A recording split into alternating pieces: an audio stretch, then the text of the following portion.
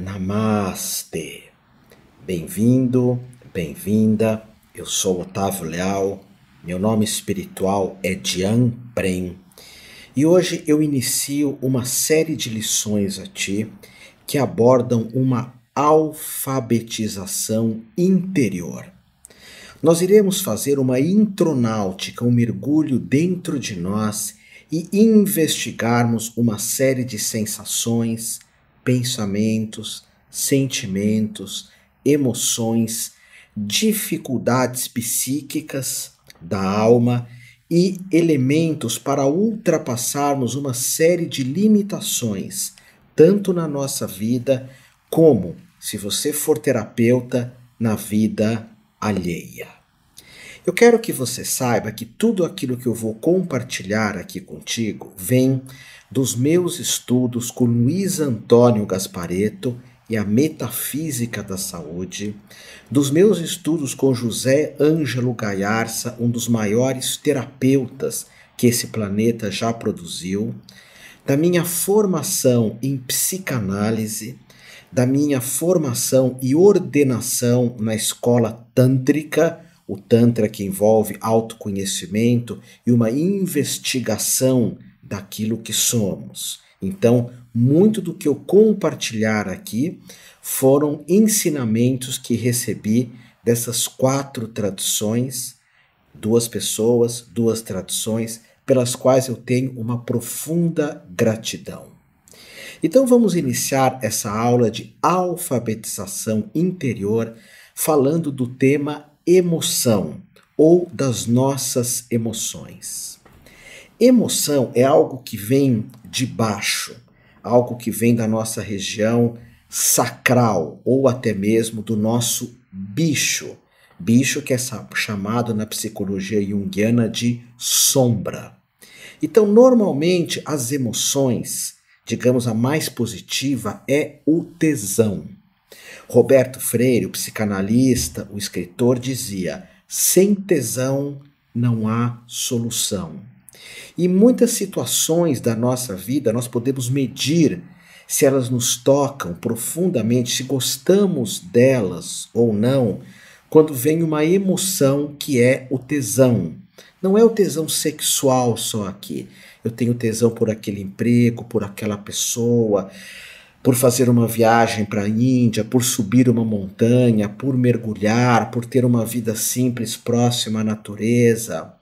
Sem tesão não há solução.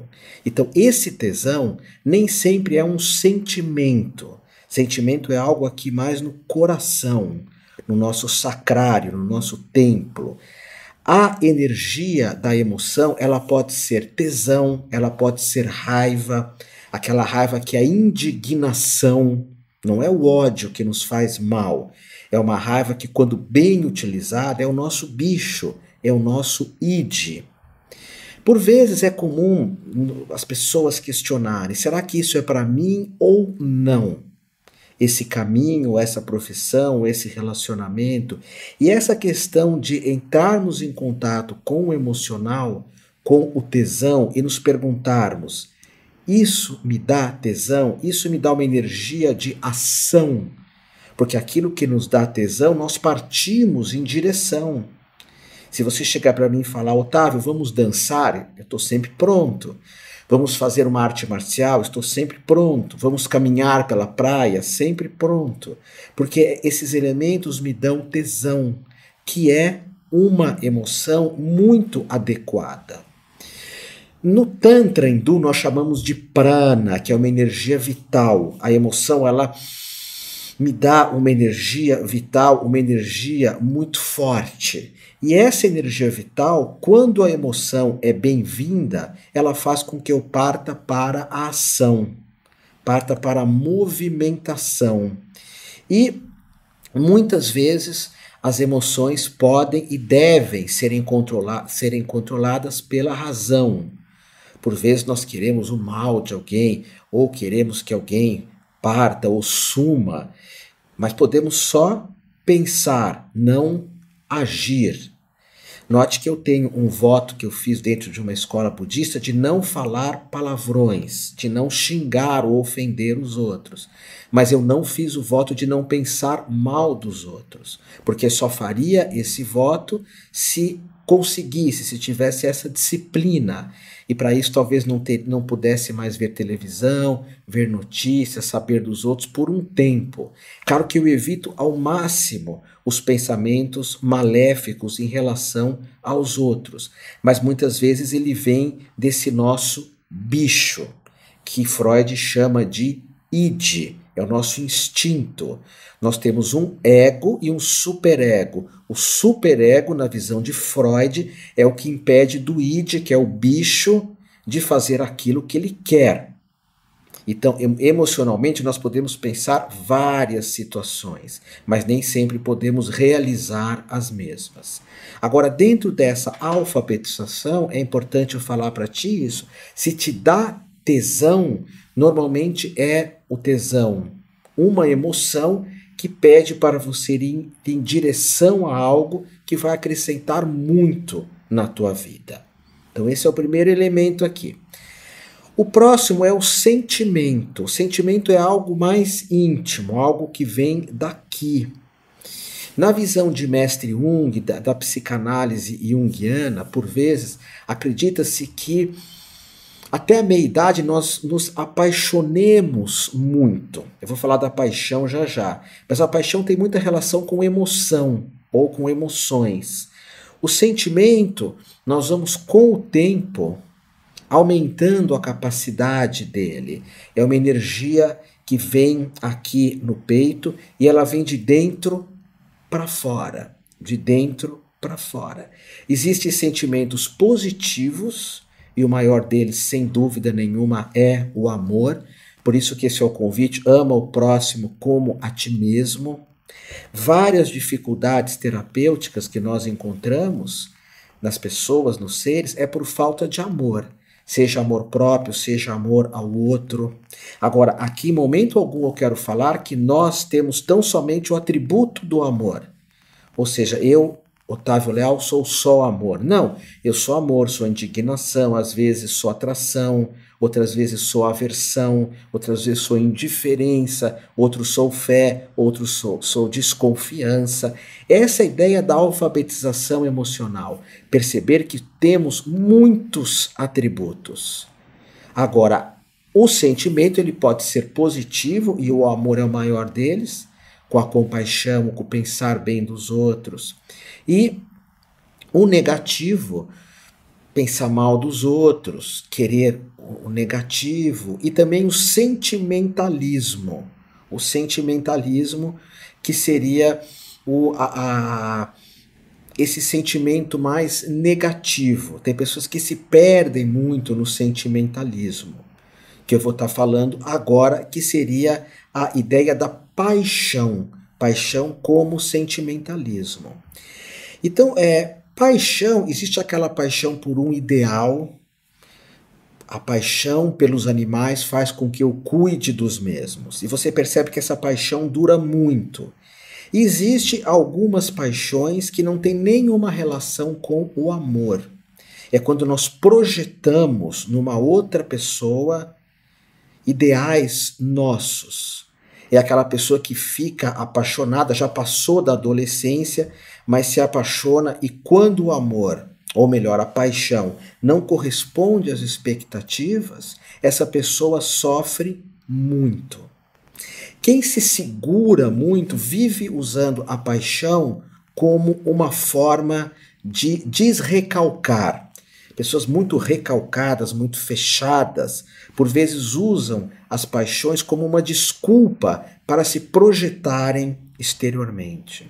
Tanto é que existe uma série de textos, de pesquisas, que geraram até um livro, por exemplo, que se chama Mulheres que Amam Demais.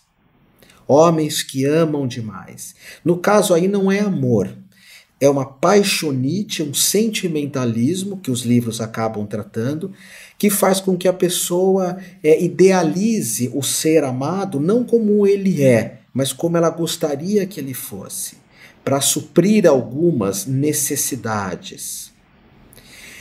Tem três livros, no caso, que eu recomendo a todas as pessoas que querem ter essa visão da metafísica, dos estudos psíquicos tântricos, das ideias transformacionais do quânticas, que são o livro Ri, Shi e Wi. Ri fala do homem, que sempre está apaixonado por alguma coisa externa. É o mito do homem, Ri, ele. Então o homem sempre vai atrás de algo, nem sempre uma pessoa. Pode ser um carro novo, uma amante, uma casa bacana, um salário maior, o dinheiro. São as paixões que podem ser chamadas de disfunções. Em alguns momentos da vida isso é interessante, mas em alguns outros momentos se torna uma disfunção, essa busca sem limites por algo. E o livro Shi fala da mulher e da idealização que muitas mulheres fazem do ser amado. É claro que eu tenho um lado masculino e um feminino, e as mulheres também. Meu lado feminino se chama ânima, e o lado masculino da mulher se chama ânimos.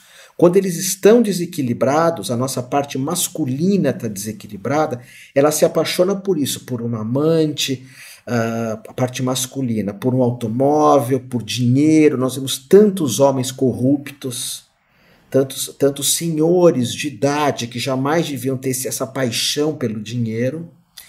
E muitas mulheres ainda idealizando, ou a parte feminina do homem, idealizando um ser que preencha todas as necessidades da mesma. Então, a paixão, por vezes, nós projetamos no outro ou em coisas, elementos que nós recalcamos ou nós não descobrimos em nós mesmos. O terceiro livro se chama Wi, Ri, Shi e Wi. Wi significa nós. É quando duas pessoas se unem afetivamente e elas não se amam, mas estão apaixonadas. E aí, nesse livro importantíssimo, se você quiser conhecer a alma, o psiquismo humano, importantíssimo você ler o Wi, você vai ver as dificuldades que surgem quando temos muita paixão, mas não temos sentimento. A paixão é mais do bicho também, é uma emoção que vem. O sentimento é algo mais íntimo, ok? Algo mais tranquilo. Agora vamos ver outros elementos aqui, vamos falar da vergonha. Vergonha. A vergonha faz com que eu me prenda. Aí a função de nós mesmos, como pessoas ou como terapeutas, é soltar as pessoas que se prendem. Eu mesmo tinha muita vergonha de falar para a câmera, de falar em palco, ir numa lousa na escola, lousa, né, um quadro negro. Isso me deixava desesperado, desesperado, sem esperança, já crendo que iria dar alguma bobagem ali, e normalmente dava. Além do que, eu fui educado a ter vergonha do meu próprio corpo. Muitos pacientes, muitos clientes de psicanalistas, de psicólogos, de terapeutas acabam relatando essa questão. Vergonha do próprio corpo, vergonha da forma de falar, vergonha da forma de se mostrar. Mas a vergonha tem relação com eu não querer que os outros me vejam ou que os outros sintam como eu sou. Isso é um trabalho para a maior parte da vida, nós descobrirmos como podemos aceitar a nós mesmos e nos colocarmos para o mundo do jeito que somos. Para isso já existe uma parte nossa que chama persona, que vem de personagem, que até tenta adequar aquilo que eu sou com o que eu vou mostrar para o mundo. Mas é muito importante que eu não tenha vergonha daquilo que eu sou. Porque o que acontece? Eu me controlo, me seguro para não me mostrar. E para isso eu gasto uma energia inacreditável, uma energia de o tempo todo estar me segurando, o tempo todo estar me mantendo distante dos outros, eu mostro uma parte minha. Eu finjo ser uma coisa que eu não sou e tenho vergonha daquilo que sou. Então, é muito importante nós colocarmos a energia em nós mesmos. Eu vou me soltar. Eu não vou me prender ao que o outro pensa, ao que o outro sente. Eu não vou me prender às expectativas que o outro tem de mim. Não vou. Então, isso é a ideia, essa é a percepção de ultrapassarmos a vergonha. O Gaspareto sempre dizia que a vergonha ela é fruto do orgulho, o orgulho negativo também. Precisamos ter mais humildade, é uma das formas de lidar com a vergonha, humildade de nos mostrarmos como somos, de nos expressarmos como somos. Vamos falar agora de ansiedade, que a minha natureza é extremamente ansiosa, sempre foi. Sempre foi. Então eu sempre tive que lidar com isso, ainda lido, e a forma de eu lidar com a ansiedade é a meditação, as artes marciais, andar bastante, criar muito, produzir muito. Mas a ansiedade é sempre ir para o futuro. É uma mente que é treinada, seja pelo Estado, pela sociedade, pela escola, pela família. É uma mente treinada a priori para sempre estar olhando para o futuro. E é uma mente que nós usamos, há uma ação nessa mente para algo que não existe. A mente faz com que eu me volte para situações que não existem. Na tradição tântrica, nós falamos assim, que a pessoa, o indivíduo, ele está plantando orquídeas, ele está regando orquídeas no ar. O que significa isso? Não tem orquídea nenhuma, não há orquídea nenhuma, muito menos no ar. Nós inventamos uma orquídea que está flutuando e inventamos que temos que regar essa orquídea. Então se cria muitas fantasias em relação ao futuro. E é importante notar isso, quanto de fantasias que criamos. Quando da crise do coronavírus, ninguém imaginava isso, ninguém se preocupava com isso. Não fazia parte do nosso cotidiano pensar nisso, muito menos com preocupação. Porque a preocupação, que tem relação com a ansiedade, ela não traz nada de positivo. Eu me preocupar com a minha saúde, eu perco a saúde me preocupando com a mesma. Agora, eu me exercitar, me alimentar bem, jejuar, fazer muitos exercícios, isso é uma ação. A ansiedade é sempre uma atitude mental que acaba por prejudicar muito o nosso corpo, muito. A minha ansiedade, eu fui educado a ter ansiedade pelas expectativas da escola. Porque eu tinha bolsa de estudo numa escola muito difícil, uma escola com valor muito alto, chamava Colégio Rio Branco. Eu era de classe baixa, meu avô conseguiu uma bolsa nesse colégio para mim. Quando eu ia estudar no Rio Branco, todos eram muito ricos financeiramente falando. Eu me sentia um peixe fora d'água. Todos tinham todos os brinquedos, as canetas, festas lindíssimas.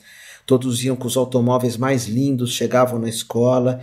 E era um nível cultural muito difícil para mim, muito difícil. As pessoas tinham aulas particulares e ali eu criei uma ansiedade de nunca tirar uma nota abaixo de 7, senão seria reprovado e perderia a bolsa.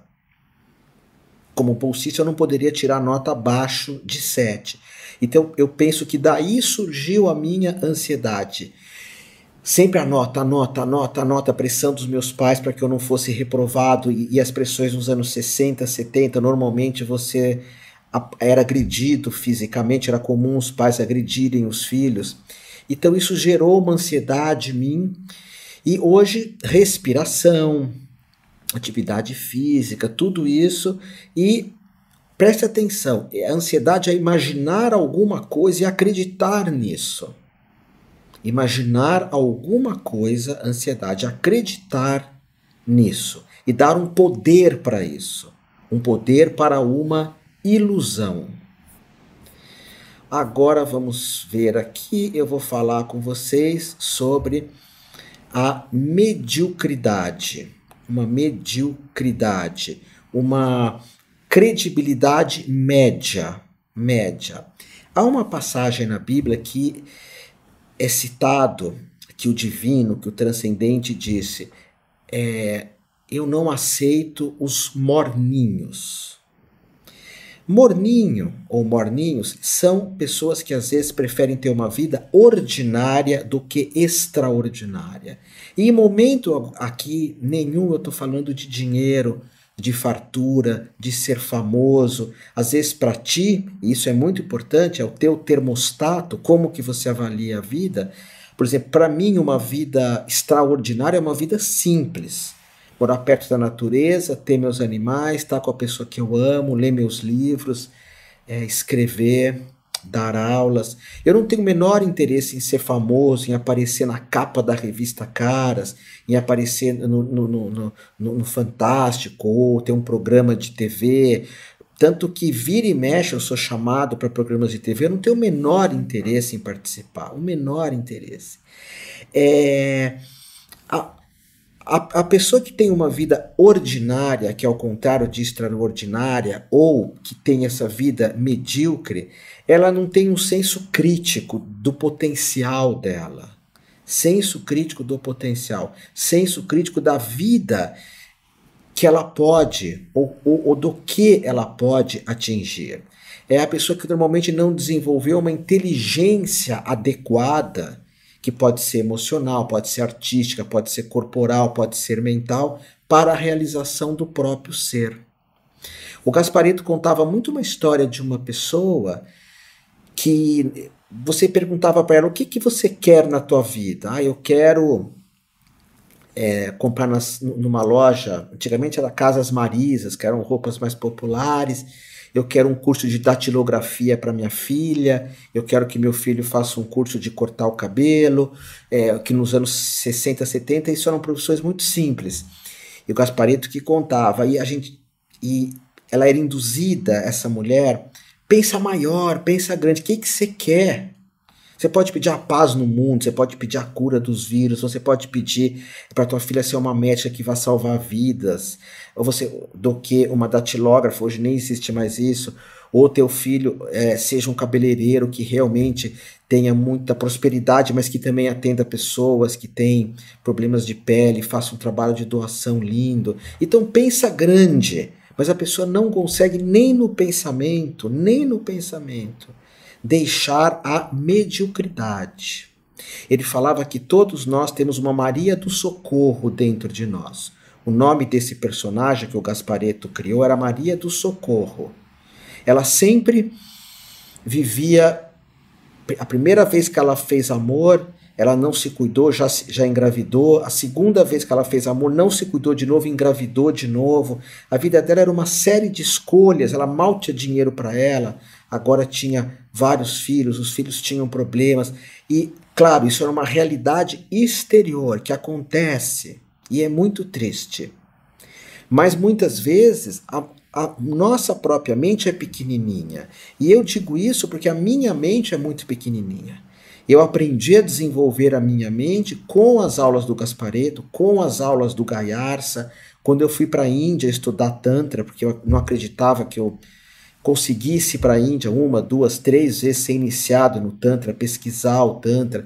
Então é importante nós sairmos dessa mediocridade com inteligência.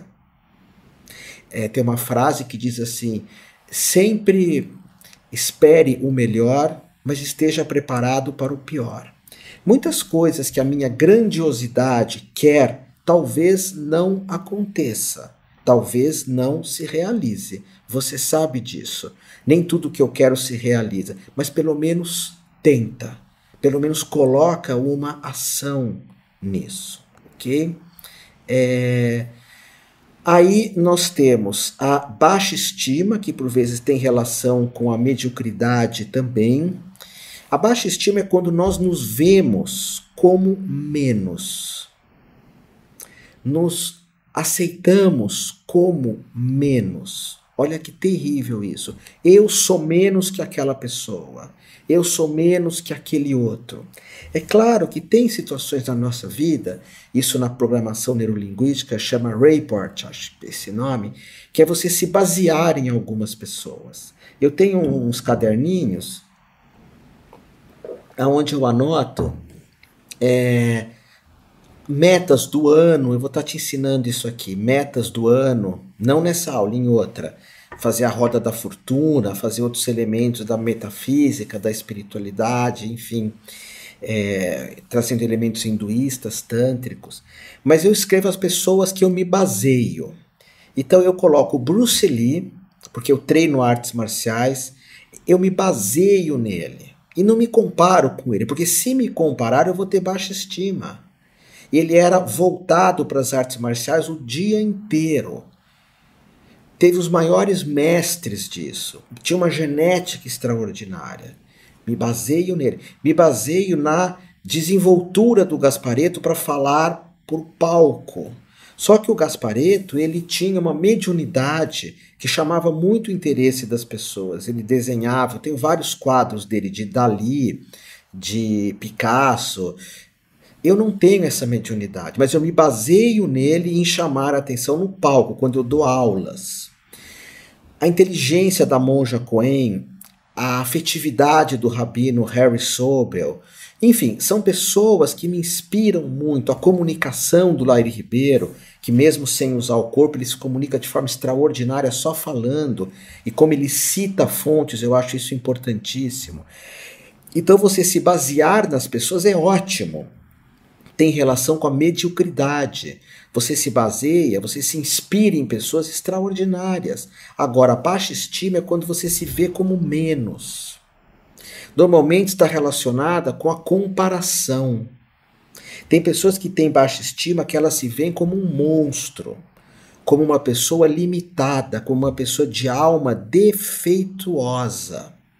E quem tem baixa estima, quando entra em relacionamentos afetivos, isso é um desastre absoluto. Um desastre absoluto. Autoestima e relacionamento afetivo normalmente não convence. A não ser que você encontre alguém que te ame muito e te ajude a você melhorar essa baixa estima. Eu me lembro que na escola, uma vez uma menina chegou para mim e falou assim: eu acho você lindo. Eu olhei para mim e falei: sério? Não falei, eu pensei. Porque eu nunca imaginava isso de mim. Depois eu fui vendo que eu tenho as minhas qualidades e que eu não posso me comparar com ninguém. Posso me inspirar, sim, num monte de gente, mas não me comparar. Ok? Não me comparar. Então a baixa estima, normalmente a pessoa fica sem laços afetivos, sem envolvimentos afetivos. Depois vamos falar agora sobre o criticismo, que tem relação também com a baixa estima. Hoje as pessoas condenam e criticam as outras o tempo todo, porque nós temos um modelo tanto para nós quanto para os outros. Se eu não atinjo um modelo de perfeição, eu me critico. E como as pessoas colocam ideais de perfeição, é muito maluco isso. Ideais inalcançáveis de perfeição. Tem um universo de pessoas que faz isso. Também criticamos os outros porque queremos que elas sejam como eu desejo. Quantas vezes um cliente não vem e começa a criticar alguém para mim, e depois eu vou me dar conta, quando conheço a pessoa, que não era motivo de crítica. Por isso que é muito comum nas terapias que envolvem a psicanálise, os próprios psicólogos, existir essas terapias de casais, onde nós podemos olhar o ponto de vista do outro também. Essa questão se manifesta muito, por exemplo, com essa briga patrão e empregado. O patrão quer que o empregado seja de um jeito e vice-versa. Direita política e esquerda política. Então são uma série de modelos, mas as pessoas, quem critica muito é muito criticado por si mesmo também. Essas pessoas que vivem o tempo inteiro criticando as outras, elas também se criticam muito. Fica um diálogo de crítica muito grande. Um diálogo de crítica que não tem fim dentro da cabeça dela. Ok? Então vamos observar essa questão da crítica porque ela se junta com a baixa estima. Se eu começo a me criticar muito, eu tenho baixa estima. É aquilo que eu gosto de falar para ti. Você precisa se apoiar. Você precisa estar do seu lado. Porque se você não se apoia, se você não fica do seu lado, isso vai ser um problema muito grande para você. Se você se critica, se você se rebaixa, isso é falta de água. Se você se diminui, pronto, baixa estima, uma vida medíocre. Aqui, em momento algum dessa formação que eu estou te dando, eu estou falando para você se achar o número 1 ou a número 1. Tem uma história de um mestre que fala para as pessoas, olha para as formigas, o que você vê? Aí as pessoas falam, veja como eu sou grande, como eu sou maior, como eu sou criativo, como eu sou uma pessoa importante no universo. Aí o mestre fala, agora olha para as estrelas, o que você vê? Como eu sou insignificante, como eu sou pequeno. Ou seja, não, você não é uma estrela nem uma formiga, você é aquilo que você é. Aquilo que você é. Ok? Então vamos parar aqui nessa aula. Na próxima eu já continuo com a ideia do perfeccionismo. Ok? Faz todas as anotações, se investigue as pessoas próximas a ti também, porque a hora que você for usar esse conhecimento, ele já está ali na tua mente prontinho para ser utilizado.